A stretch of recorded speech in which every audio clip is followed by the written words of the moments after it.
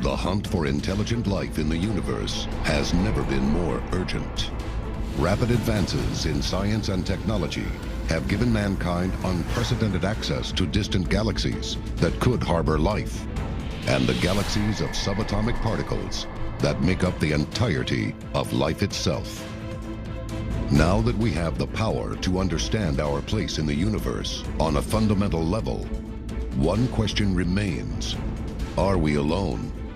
And if extraterrestrial life exists, where is it? I believe they are there. The big question is whether or not that they have come here. Join us as we investigate evidence of an alien presence in the universe and here on Earth.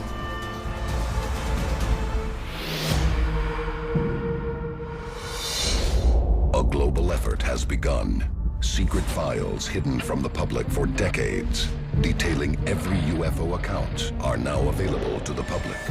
We are about to uncover the truth behind these classified documents. Find out what the government doesn't want you to know. Unsealed Alien Files. Exposing the biggest secret on planet Earth. Scientists around the world are hunting the universe for signs of intelligent life. But where are they looking? And why? If there's other life out there in the universe, which I'm sure there is, it's only a matter of time before we find them. Basically, this is going to happen one of two ways. Either they'll come to us and it will be beyond any dispute. There will be sort of landing on the White House lawn, spaceships in orbit over all major cities, whatever form it takes. Or, if it doesn't happen that way, we'll go out and find them. When we look at the stars for life or intelligent life that is budded on another planet, we look, number one, for Earth-like planets. And what we've realized in the last couple of decades is that nearly every star in the sky probably has a string of planets very much like our solar system. So you would look for a rocky inner planet, and this is the critical thing. It should be probably in the so-called Goldilocks zone, which is that part of a solar system where the temperature would be neither too hot nor too cold, and where water, this is the critical thing, would be able to exist in liquid form.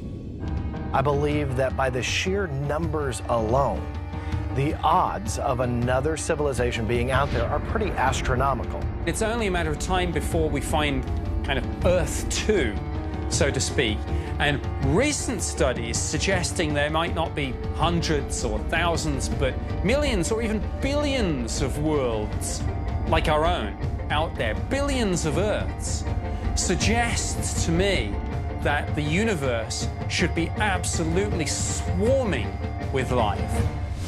It's one thing to look for simple organisms, but how can scientists search for advanced extraterrestrial civilizations? Many scientists are looking at the phenomenon known as a black hole, a vortex where a huge amount of matter has collapsed in on itself, creating such an extreme force of gravity that nothing can escape it, not even light. Some of the people who say, where do we look, say the real smart civilizations will migrate to near the black hole. So if you look for the black hole, that's where you might find aliens. Not in it, but close enough to it to mine somehow the energy. Using a black hole as fuel is far beyond our technological capability. But there is another more prevalent type of universal energy, much closer to home. Unsealed case file. The Sun. March 12, 2012.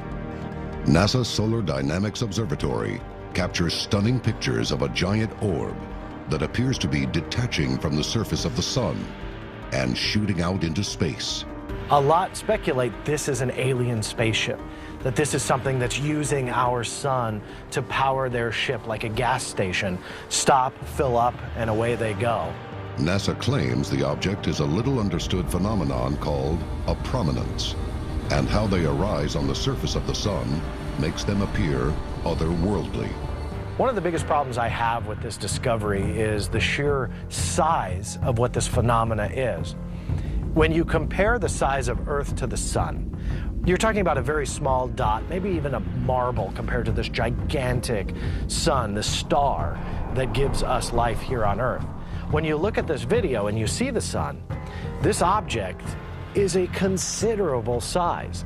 This would have to be the size of multiple Earths all put together. Even NASA say they don't really understand what these filaments would be.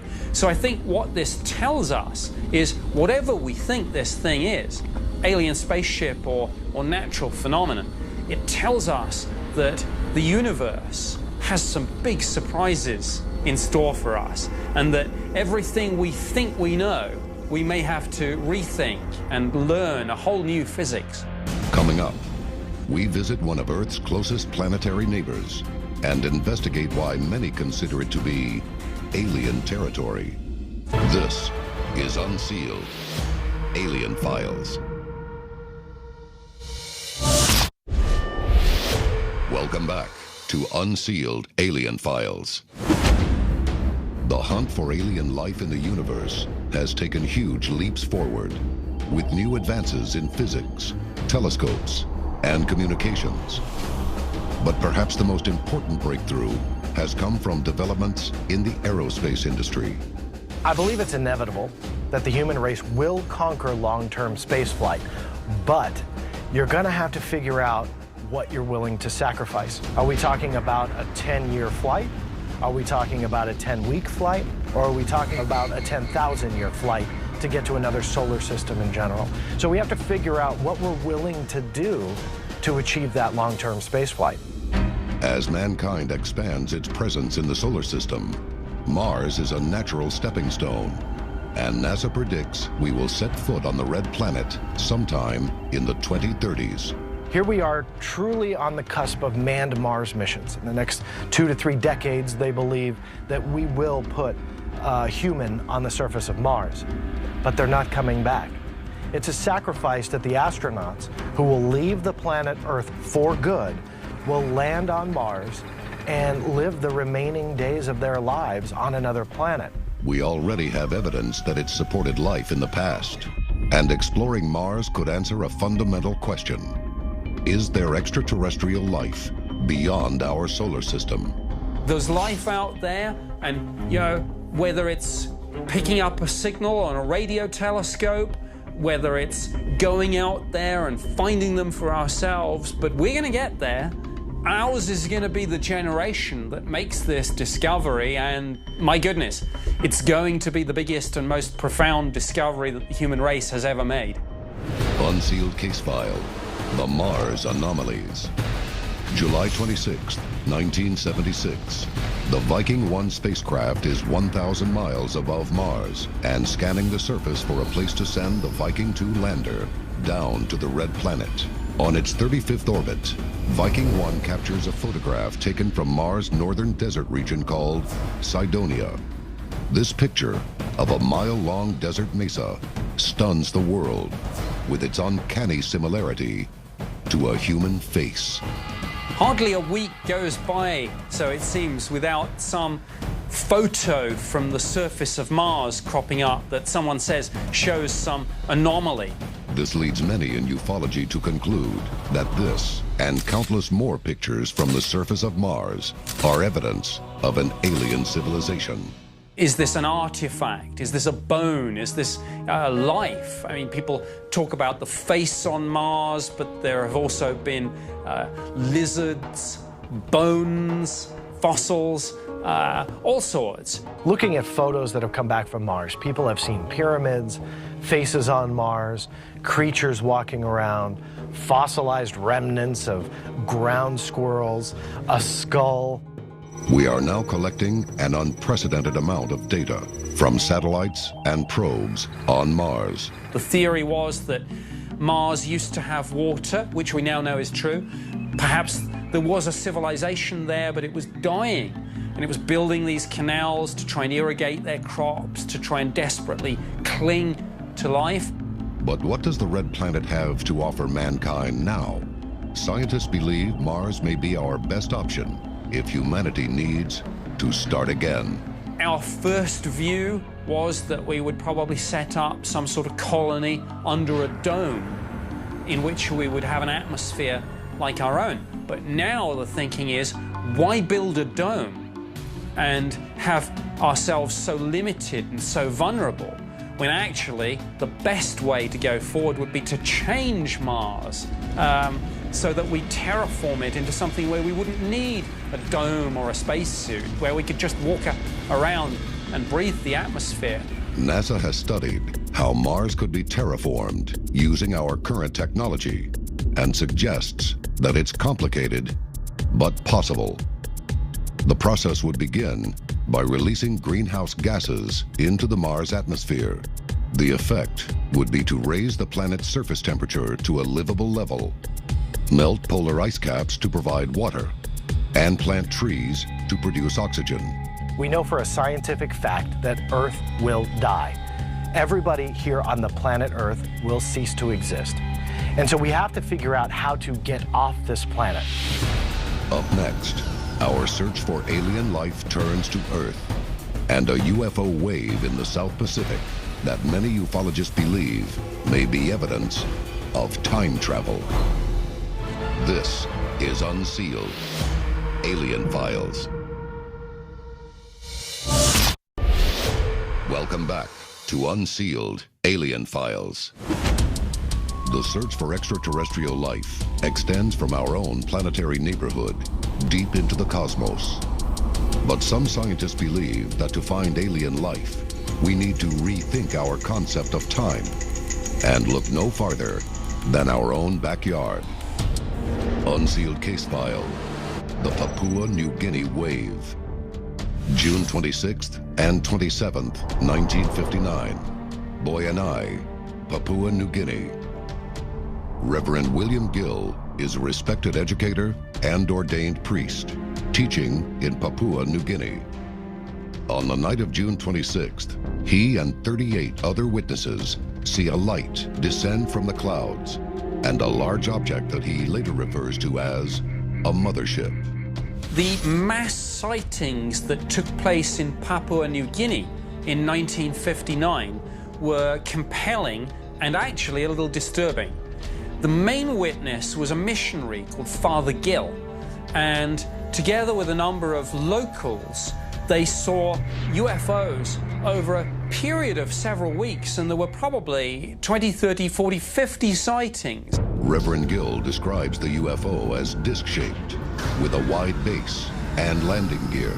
On one of the occasions, Father Gill reported a craft where he said there was what appeared to be almost a viewing deck on top of this thing, where he saw strangely humanoid entities which almost appeared to be looking at us. In a spontaneous gesture, Reverend Gill stretches his hand to wave, and he claims that the beings on the spaceship wave back. He wasn't the only witness. There were about 5 other ones, including a teacher, that saw these humanoid beings on top of a UFO above them. Copies of Reverend Gill's own report were distributed to members of Australia's parliament. But in the end, Air Force authorities dismissed the incident. And you can almost understand an alien spaceship with aliens in. But if you see something with beings that are so similar to us that they're indistinguishable, it is almost the most disturbing thing of all. I mean, because you ask yourself, who are these people? What do they want? Why do they look so like us?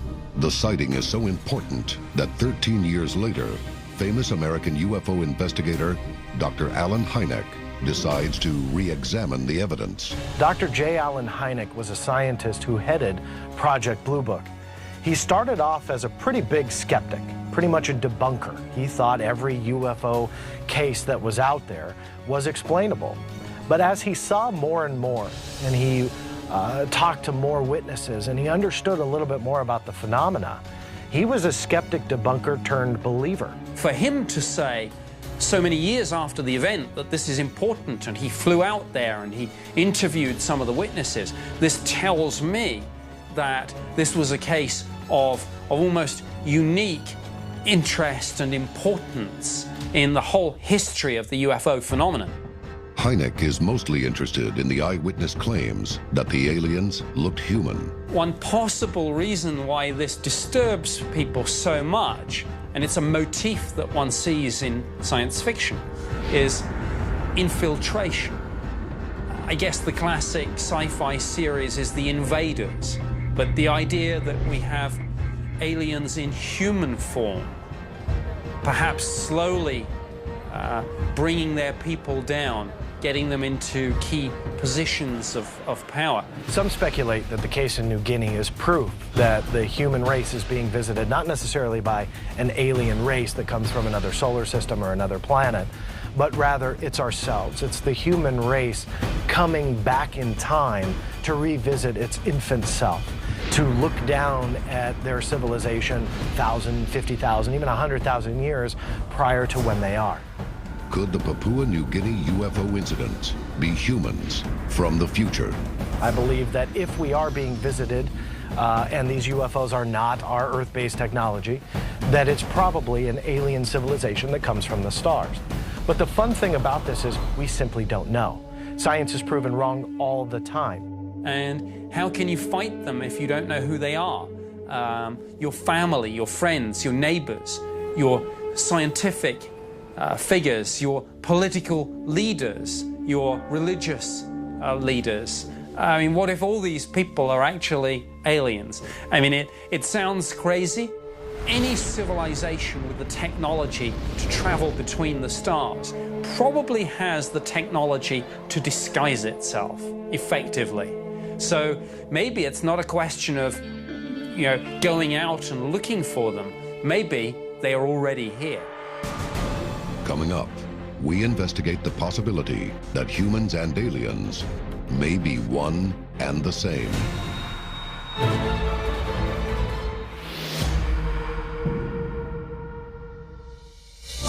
Welcome back to Unsealed Alien Files. The time to act is now. Tell us your story.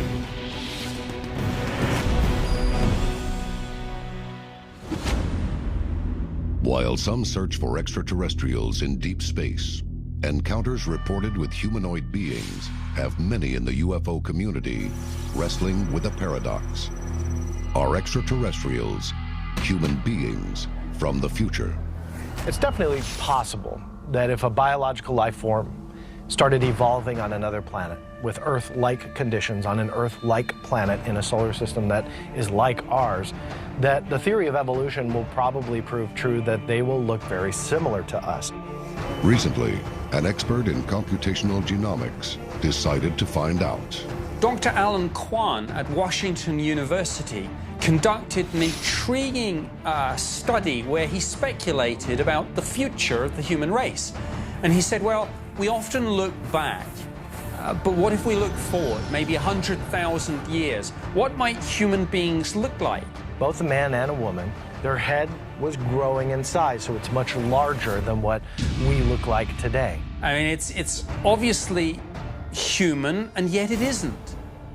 Many UFO researchers have seen these physical characteristics before. If you go forward not 100,000 years, but 1 million, is that image going to actually be the image of a grey alien that would be familiar to every sci-fi fan and ufologist on the face of the planet? And that leads us to a possibility. Are the greys actually not aliens at all, but us? Are the greys what we, human beings, evolve into? Could our genetic makeup be universally connected? Are alien visitors in our skies actually our distant relatives? People often talk about the search for aliens. Well, maybe we've already found them. Maybe they're already here. Maybe if they are us, we are the aliens. This is Unsealed Alien Files, exposing the biggest secret on planet Earth.